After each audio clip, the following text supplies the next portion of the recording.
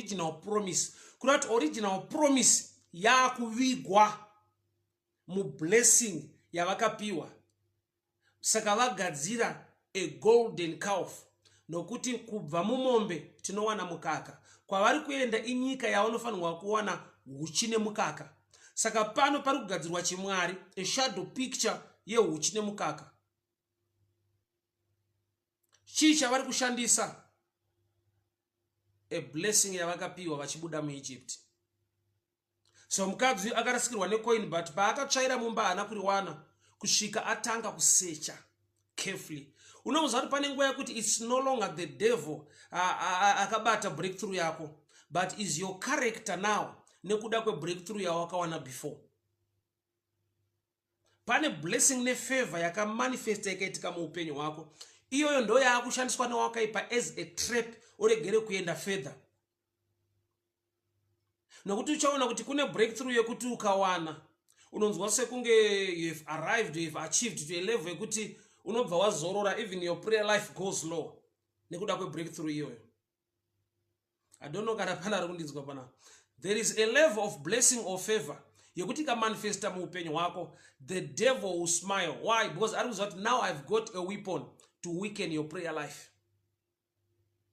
Pane breakthrough and favor ikaitika muupenyu hwako, the devil also will smile because anenge akutoziva kuti now I've got a weapon yekuti fasting yake ichanetsa nekuda kuti ndichamuzadzira zvinhu zvaaitadza kuwana. Mubvunzo wangu manera nhasi, unogona kuziva here kuti mumba property irimo ingangodaro iriyo yakaviga coin kwete marara? Mumba coin ririmo, but taakuda vanhu vanogona kusecha kuti hapasi here pamba ndakavaka kana kuti pamota yandakufamba nayo pakazovigwa imwe breakthrough. Nokuti zvanzi akasecha carefully kuti akamuvha property achitsvaka pasi, akachinja mapositions. Why? Ane chaari kutsvaka chaenda pasi pei, chavigwa nei, chaenda pasi pezvimwe zvakatengwa nemamwe macoins neimwe mari long back, long before. People of God, hear me very well. Coin riri mumba harisi mumarara. Wakaipa aida kuti kana wapedza kutsvaira uve nepfungwa yekuti ndofunga rabiwa nekuti mumarara ndatsvaga hamuna. But mukadzi uyu ane uchenjeri huri maari. She began to search carefully.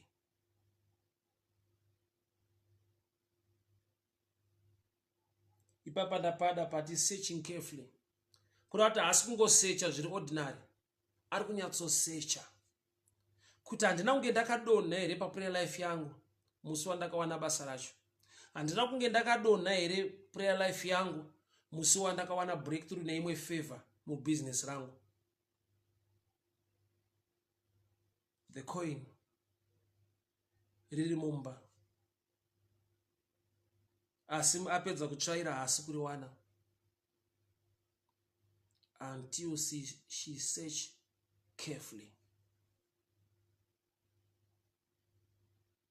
Zvingarevei muupenyu hwedu? I'll give an example. Luke chapter 15 from verse 8. Luke 15 from verse 8, and the Bible reads, or suppose a woman has 10 silver coins and loses one. Does she not light a lamp, sweep the house, and search carefully until she finds it? And when she finds it, she calls her friends and neighbors together and says, rejoice with me, I have found my lost coin. In the same way, I tell you, there is rejoicing in the presence of the angels of God over one sinner who repents. Reverend Chivaviro, may the good Lord bless you. Send notenda mwari zvikuru, mwari vakuitire nyasha. Thank you so much. Takayambuka, mwari vakatiyambutsa nenyasha. I'm enjoying your song as well. Thank you so much for tuning in. Nyandi nayo manira nasi. Mairuva, you're welcome. God bless you. Nyaya yandinayo manhero nhasi ine chekuita neknowledge kana kuti ruzivo. Ndichataura in two dimensions: ruzivo rwuri natural neruzivo runonzi revelational knowledge, revelation knowledge nenatural knowledge. Dita Fia, welcome, God bless you. Enjindoro Motowashe, may the good Lord bless you. Lenama Simba, may the good Lord bless you.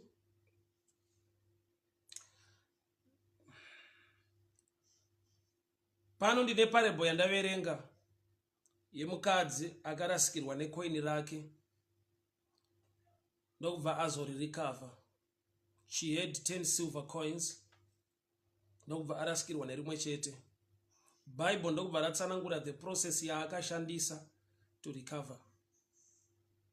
Parable iyi is a shadow picture yekuti munhu kana ari muna Kristu une zviri maari, une nyasha dzinouya maari, but kuti ugone kudzinjoya urarame sezvazviri pane a process inodiwa already. Zvinenge zvainvestwa mauri kana wagamuchira Jesu, wagamuchira zviri muna Kristu, but kugona kuziva zviri muna Kristu kuti zvishande muupenyu hwako pane knowledge inodiwa.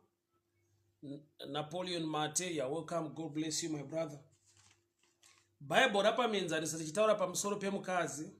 We are all aware, I'm sure, kuti parinotaura pamusoro pemukadzi tiri kutaura pamusoro pechurch.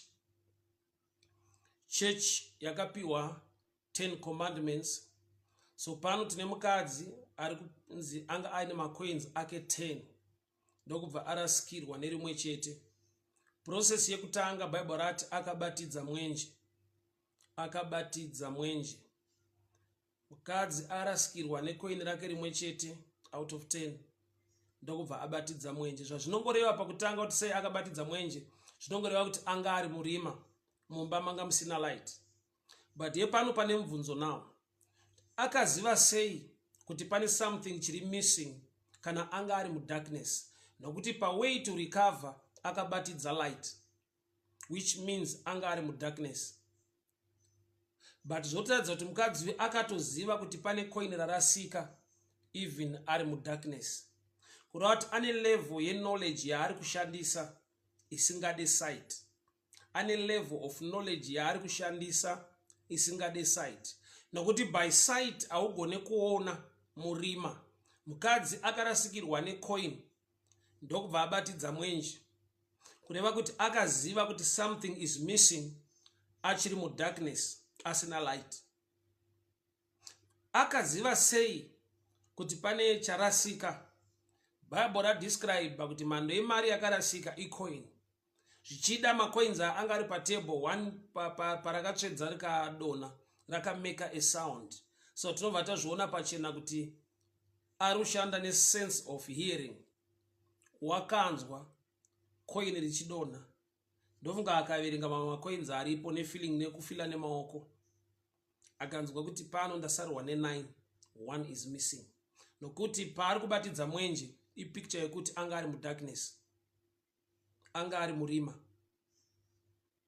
So akaziva sei coin rinomeka sound, rinomeka noise, kureva kuti wakanzwa kuti pane coin radona munomba ndokubata mari yake ndokuona yashota. So knowledge yaakashandisa pekutanga, wakashandisa knowledge iri munatural realm, sense of hearing. Bible robva rati faith comes by hearing and hearing by the word of God. Kureva kuti mukadzi uyu wanzwa, sense of hearing ndo yaashandisa, anzwa kuti pane charasika pano. Regandu uyo ndishifted yo ku spiritual dimension. Munhu akashayiwa knowledge, akashayiwa kunzwa shoko raMwari, anogona kurarama upenyu husiri hwake, husina kutenderwa neshoko raMwari nenyasha dzaMwari, nekuda kwekuti haana knowledge iri pachena concerning zvaanofanirwa kunge ainazvo. Mukadzi uyu akatoziva kuti mumba muno mune macoins 10, kurati aiva neknowledge yekuziva kuti ndinei. nokuti haugone kuziva kuti warasikirwa kana usingazive kuti unei.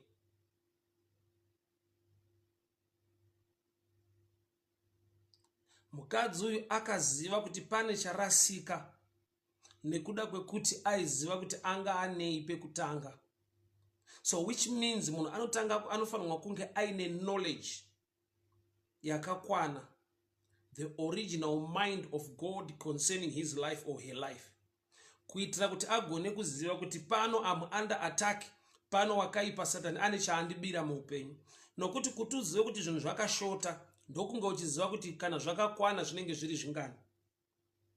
So munhu kana asina knowledge yakakwana concerning the word of God, kana asina knowledge yakakwana, anogona kugutsikana nezvisizvo muupenyu hwake, anogona kutambira zvisizvo, akararama zvisizvo nekuda kwekuti haazive kuti kana zvakakwana zvakamira sei. Pfungwa yaMwari inoti kudii pamusoro peupenyu hwemunhu. Appointed intercessor, I hear you, man of God. It's all right, it's all right, it's all right. I hear you.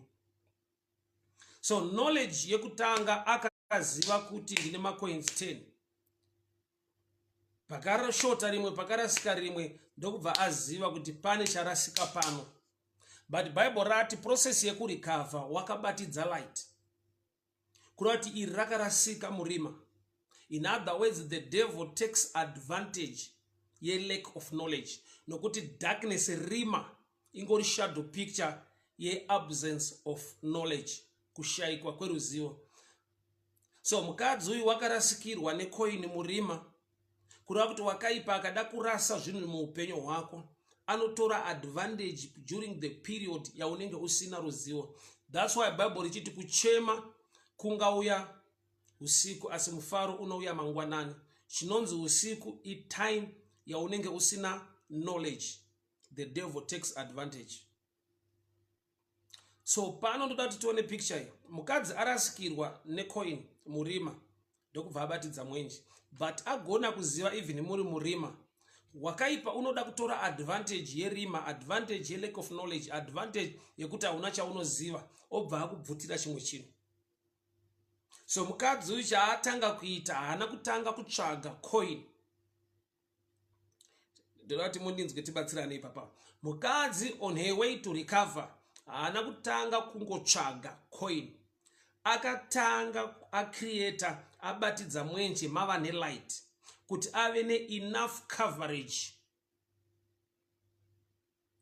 ave nenzvimbo yaanogona kunyatsotsvaka yakavhenekwa. Ndofunga tikadzokera kubhuku yaGenesis, Mwari mucreation vanotanga nekuintroduce light, which is knowledge, which is Jesus, which is the word of God. So mukadzi abatidza light. Light harina kumuratidza pane coin. Nokuti akazosvika pakutsvaka, uchaona ukaverenga further roti akatanga kusearcha carefully until she find it. Kureva kuti light harina kumuratidza coin. Light rakamutuma kutsvaira mumba. Kureva kuti light rakatanga ramuonesa marara risati ramuonesa coin. Ipapa ndo pane challenge to the body of Christ in our times. Kuti vazhinji vedu mumba nyangwe marara arimo, chiri kutsvagwa icoin. Vhangeri rekutsvaira rinoita sekunge rekumashure. Vhangeri rekuti munhu atsvaire mumba, vhangeri rekuti munhu aite zvinotaura shoko raMwari, vhangeri rekuti munhu ararame sekutaura kunoita shoko raMwari, rinoita sekunge raitwa out fashioned. Nevhangeri rekuti I see your coin. Kana chitaura coin ndikutaura maybe your house, your car and everything else. It's good. Izvozvo zvirimo, Mwari vanoda kuti tive nazvo, but hepano pane nyaya. Light ari kuconnect kucoin. Process iripo, light rinokuratidza zvinhu zvine potential yekuviga coin rako. Todati muninzwa hama dzangu, mari iri kutsvagwa nemukadzi uyu haisi pa next door. Mari yarasika muupenyu hwake haina mbavha yakaba. Mari irimo mumba. Kureva kuti nyasha dzatakaitirwa pamuchinjikwa wakatenda muna Kristu unogamuchira the full package. But there is a process yekuti zvinhu izvozvo zvigone kushanda muupenyu hwako. But chaunofanirwa kuziva ndechekuti mari irimo. Kana uina Kristu une zvese. Kana uina Kristu mari yako unayo. Kana uina Kristu success yako unayo. Kana uina Kristu favor yako unayo. But hepano pane nyaya. light kana ravapo, mukadzi akatora broom ndokutanga kutsvaira. Inzwai, light rinodzinga darkness, harichenese mumba. Light rinodzinga marara. Light rinodzinga marara. Light haridzinge marara. Light rinodzinga darkness. Kureva kuti light rine zvarinoita, but kuti iwewo ugone uzivewo zvekuita. Light parakabatidzwa harina kubvisa marara mumba. Light rakaexposa character yemukadzi uyu kuti ane uchapa. Kureva kuti shoko raMwari which is the light, shoko raMwari which is the light, kana Jesu amauri, anokuratidza area dzinogona kunge dzine potential yekuviga mari yako. Light parakabatidzwa rakadzinga darkness. Kureva kuti kune zviripo zvaunongoitirwa naKristu nokuti ndiye chiedza, naJesu zvaanokuitira. But kana akuitira zvaanokuitira, anokusiya wapo position yekuziva zvokuita. Light rakangomuudza kuti mumba mako mune marara. Wakaipa aitora advantage yekuti munhu ararame upenyu hune marara nokuti ari murima. Kana uri murima haugone kuona kuchena kwemumba kana marara ari mumba.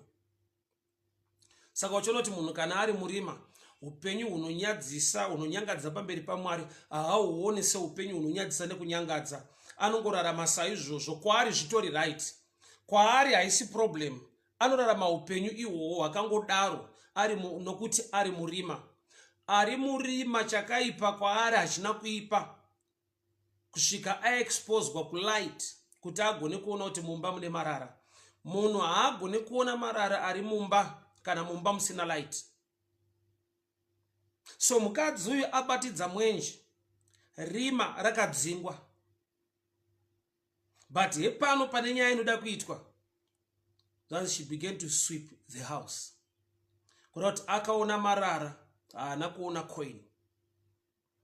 Problem yegeneration yedu iri kuda kuwana coin mumarara. Marara tosiyana tongoasiya ari mumba, tomanyira pa coin. Zvinogona kuita kuti uwane coin yako mumba mune marara, ugara wakadaro. But hepano pane nyaya, marara iwayo anoramba achiwanda.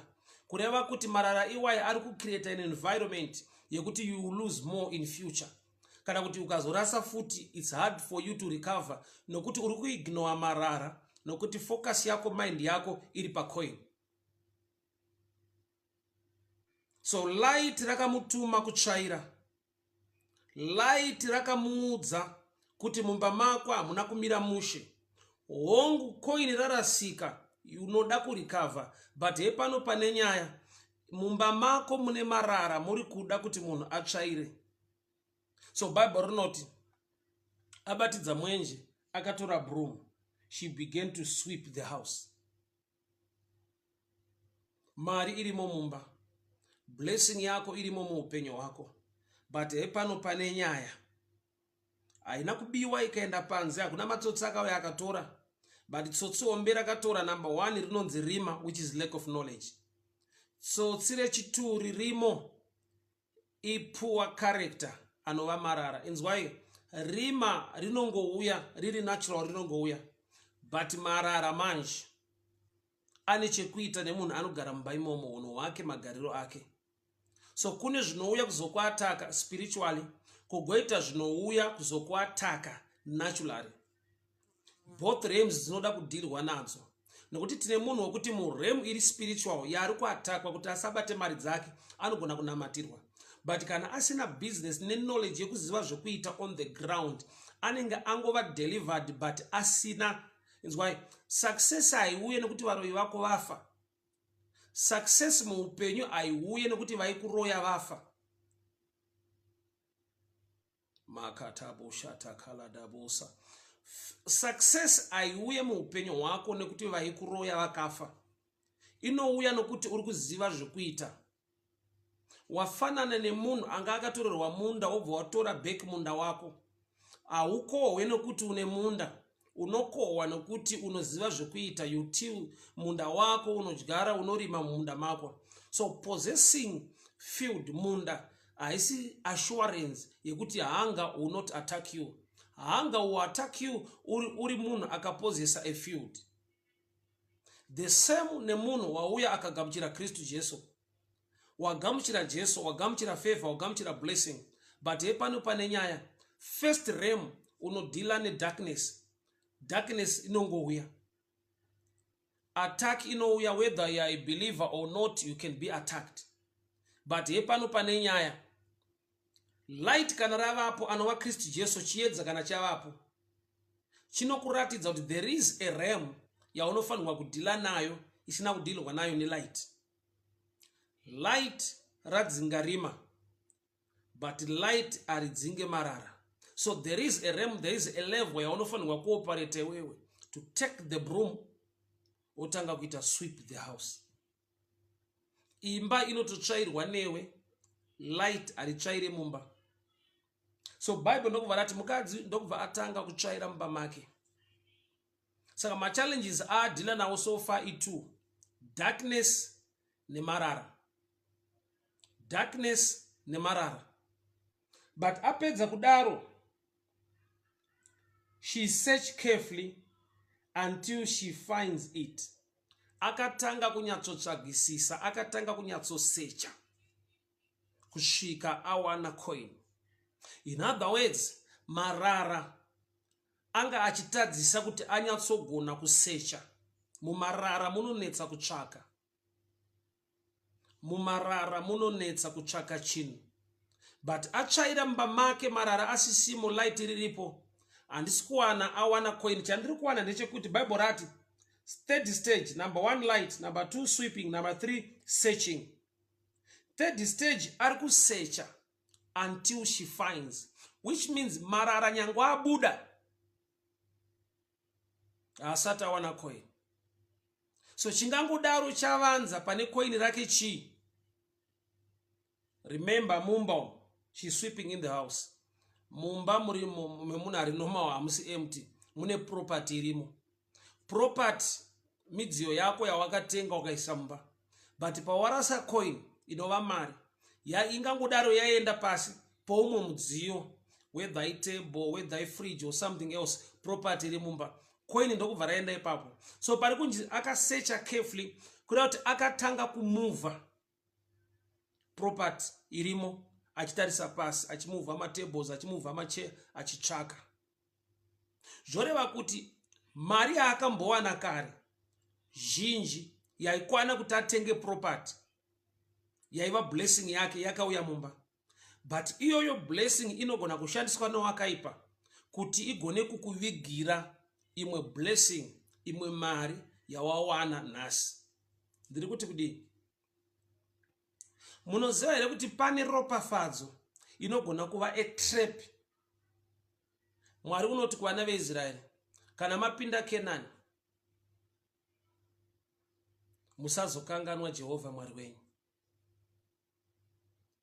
Kureva kuti unogona kuwanirwa nyasha, but nyasha idzodzo dzoita kuti uregere kufamba neakakupa nyasha, uve busy to an extent yakuti the blessing will become a trap. Ndo yaakuviga coin raapo nawo. Ropafadzo yakanaka, hakuna asingadi kuropafadzwa. But a blessing can also be used by an enemy to become a trap. Munoziva here kuti vana veIsraeri vari murenje pavakagadzirirwa chimwari naAron. Chimwari hachina kungogadzirwa nevhu. Chimwari chakaumbwa negold. Chimwari chakaumbwa nemabracelets avaipfeka nemaearrings.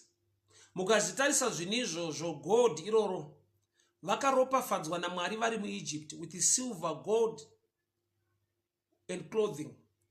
Zvipo zvavakapiwa vachibuda muEgypt. Remember they were slaves, but Mwari akavapa favor pazviso zvavo, vakabuda with possessions, vakabuda with silver, gold and clothing.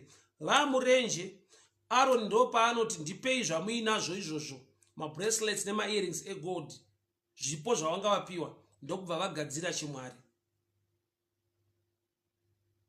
Blessing yakava stopper to worship the blesser. Blessing yakava a trap blessing yakapedzisira yava chimwari. Mwari avapa ropafadzo, but ropafadzo yakugadzirwa kuti ive umwe mwari. So mukadzi paakarasikirwa necoin mumba, akabatidza mwenje haana kuwana coin, akatsvaira akaburitsa marara haana kuwana coin, until she search carefully kuti changa chaviga manje achitsvairwe achiburitswe panze chinhu chatakada iproperty yatakaunza mumba, but taiunza mumba tinoida, but problem yayakuita ndo paakuwanda chinhu chiri missing muupenyu hwedu. Munoziva here kuti kune vanhu vane imwe favor hombe yakavanzika muupenyu hwavo isisiri kubatika nekuda kweimwe favor diki yakaitika muupenyu hwavo. Pane munhu akurarama upenyu hwekudada nekuchinya nekuda kwekuti ane breakthrough yaakawana. Kune imwe breakthrough inokuita usher into a level yekuti you need favor kuti uoperate mairi zvakanyanya. I'll explain. Ndofunga ndine zuro patakabata nyaya yemurume anga ari bofu. Murume aiva bofu akanamatirwa naKristu. Bible note Jesu vakamuburitsa muguta, ndokubva vamunamatira vamubata meso, vakamubvunza kuti uri kuonei? Akati vanhu kunge miti.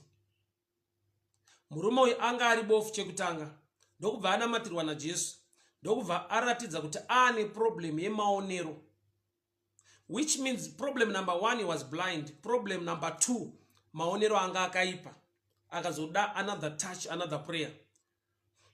Hama dzake padzakauya naye kuna Jesu hadzina kunge dzaziva kuti munhu ane maproblems too, nekuda kwekuti imwe problem yanga yakavigwa muupofu. Saka breakthrough paakaiwana kuti he is no longer blind, aakuona, Jesu ndokubva aburitsa pachena kuti murume uyu achine dambudziko futi nyangwe aakuona.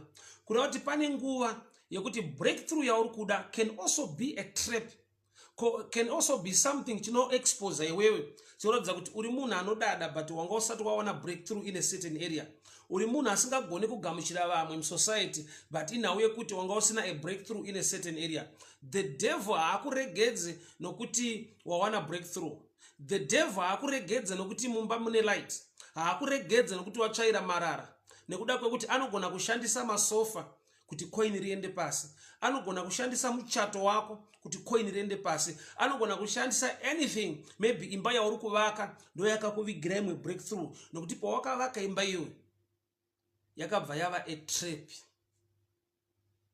So vanhu vakagadzira Mwari nechavanga varopafadzwa naMwari.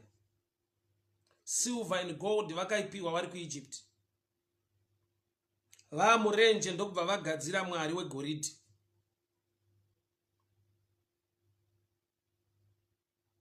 Let me show you something. Kwavari kuendeswa naMwari kuKenani kune uchi nemukaka. Saka makaona kuti pakagadzirwa chimwari ichi vakasarudza type yemhuka yekugadzira chimwari, mombe, a golden calf. Sei vakasarudza mombe? Pari kuiswa attack to the promise. Promise kuenda muKenani mune uchi nemukaka. Mukaka unobva pamombe. Uchi ukautarisa une a golden color. Uchi une a golden color. Mukaka unobva pamombe. Chakaita kuti vagadzire a golden calf, vari kuataka the original promise. Kurati original promise yakuvigwa mu blessing yavakapiwa. Saka vagadzira a golden calf, nokuti kubva mumombe tinowana mukaka. Kwavari kuenda inyika yavanofanirwa kuwana uchi nemukaka. Saka pano pari kugadzirwa chimwari, a shadow picture yehuchi nemukaka. Chii chavari kushandisa? A blessing yavakapiwa vachibuda muEgypt. So mukadzi akarasikirwa necoin but paakatsvaira mumba haana kuriwana kusvika atanga kusecha carefully.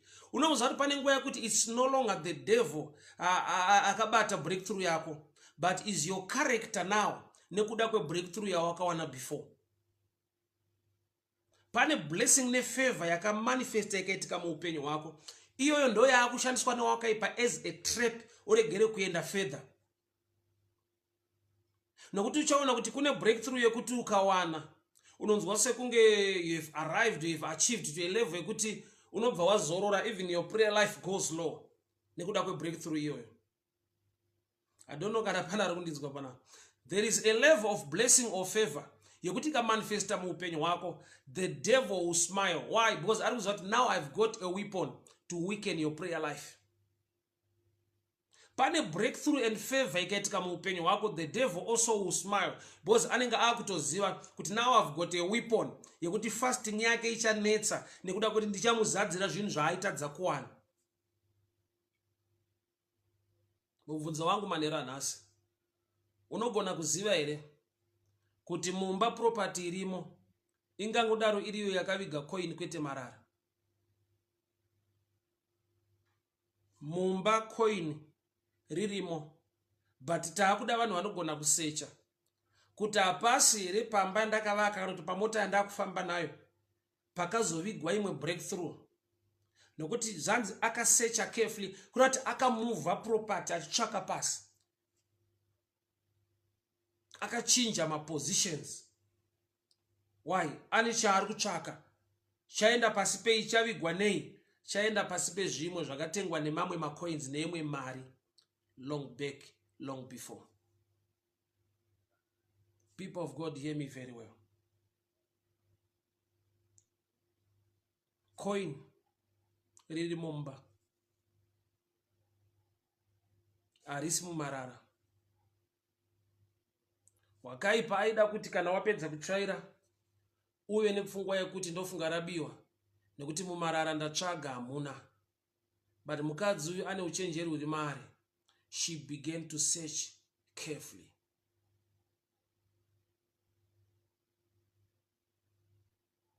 Ipapa ndapada pati searching carefully.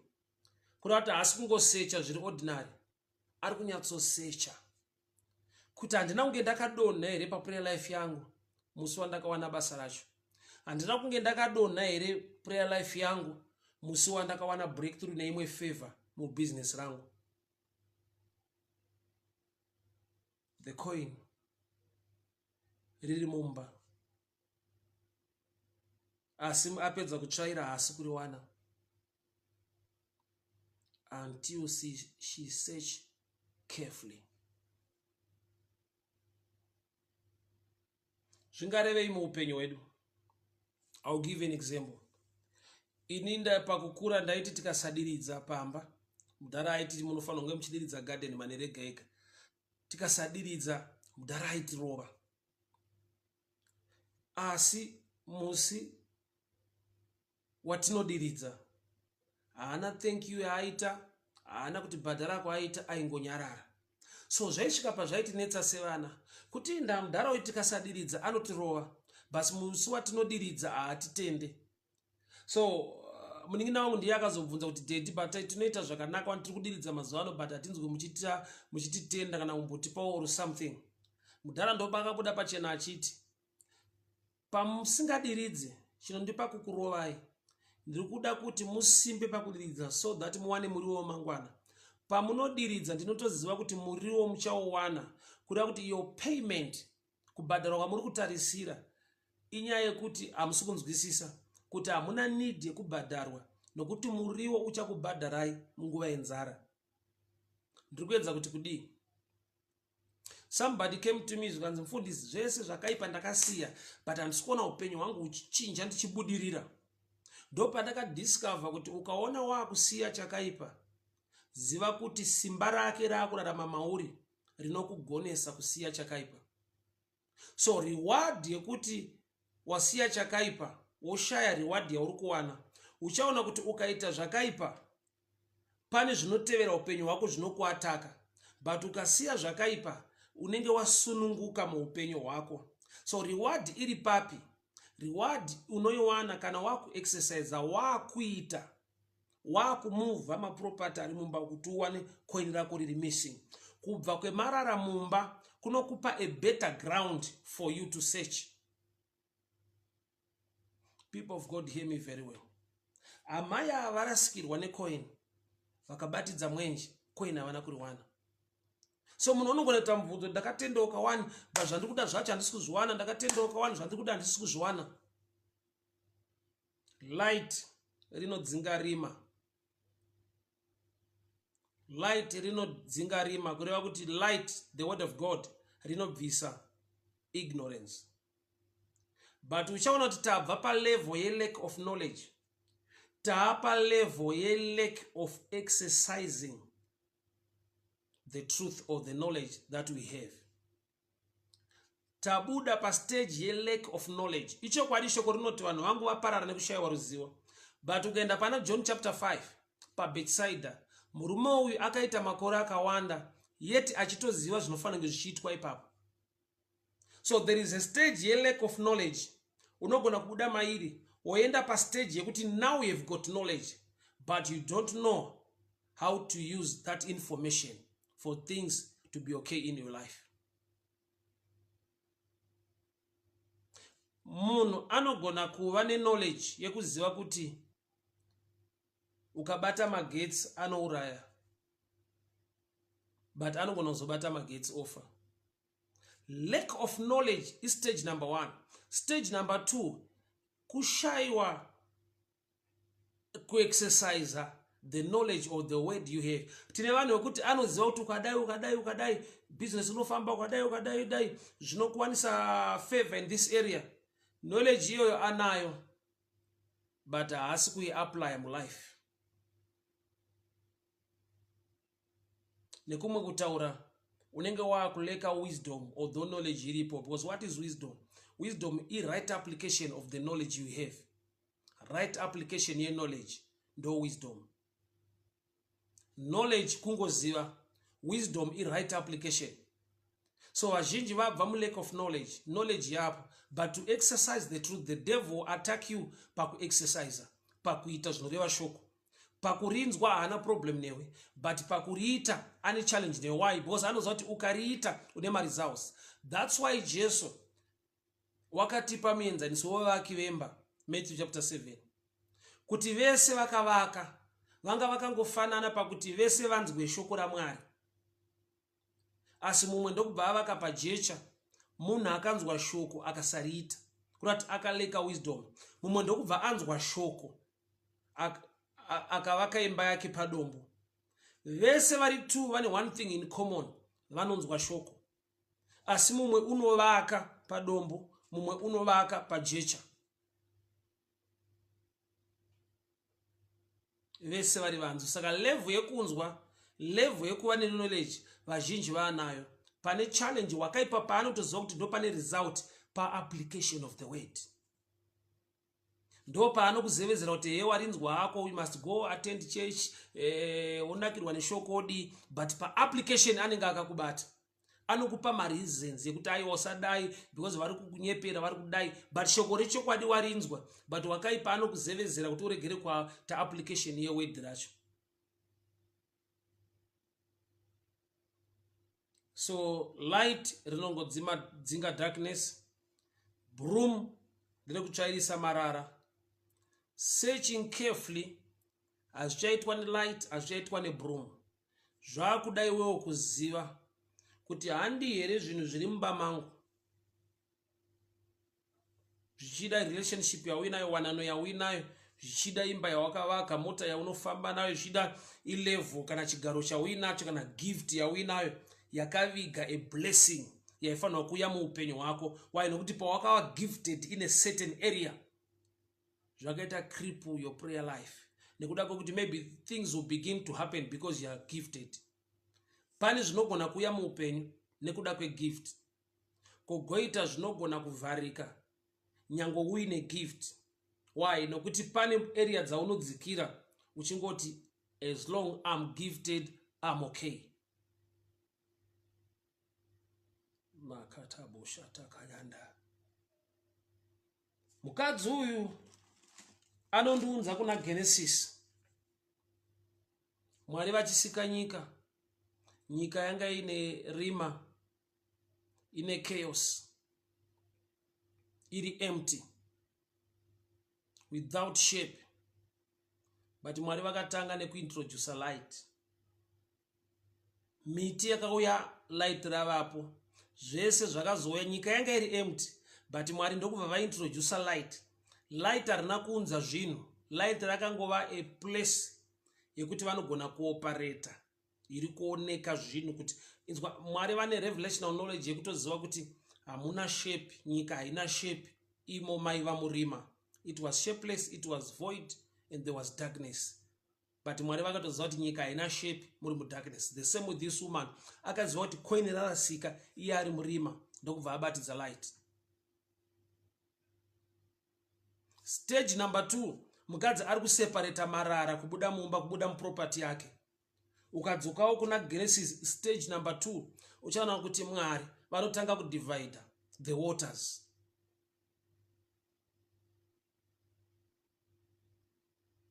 So mukadzi ari kuita stage by stage achiita sekunge kuitika kwakaitika kuna Genesis. Searching carefully.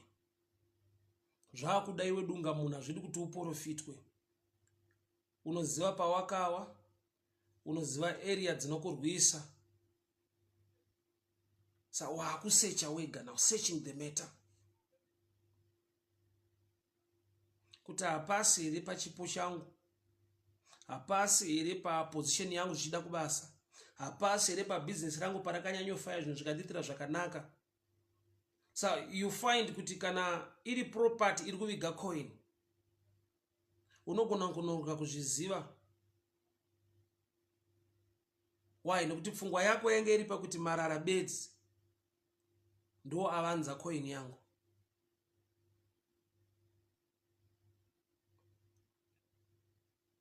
Mwari wenyasha akuchengetei, Mwari werugare akurwirei, Mwari wenyasha akugonesei. Speak your hand of blessing to be upon their lives, to be upon their families. In the mighty name of Jesus Christ of Nazareth. Amen and amen. Shoko rangu rekupedzisira. So from this text, muchaona kuti coin harisi panze, coin riri mumba. But kuti munhu azive kuti pane chiri missing, ndokunge achiziva pekutanga kuti ndanga ndine zvingani. So munhu akava knowledge concerning the word of God, anoziva the original plan of God, anoziva package irimo muna Kristu. Kuna kuti akatarisa upenyu hwake akaona yashota, zvinofanirwa kukudena kuti I need to recover. I need to recover. Why? Because coin ragara riri muno nderangu. So mukadzi uyu ikereke ichurch inofanirwa kuziva package irimo muna Kristu, kuitira kuti ukatarisa upenyu hwako unotoziva kuti pano pane chiri kuitwa advantage ida kutorwa naSatani. But chandinoziva chokwadi ndechekuti muna Kristu mune izvi neizvi neizvi. Utano ndehwangu muna Kristu, kubudirira ndekwangu muna Kristu. Then wopinda mu process to recover. God bless you, God bless you, God bless you. Mwari vakuitire nyasha, Mwari vakuitire nyasha. Rachel mudzimba.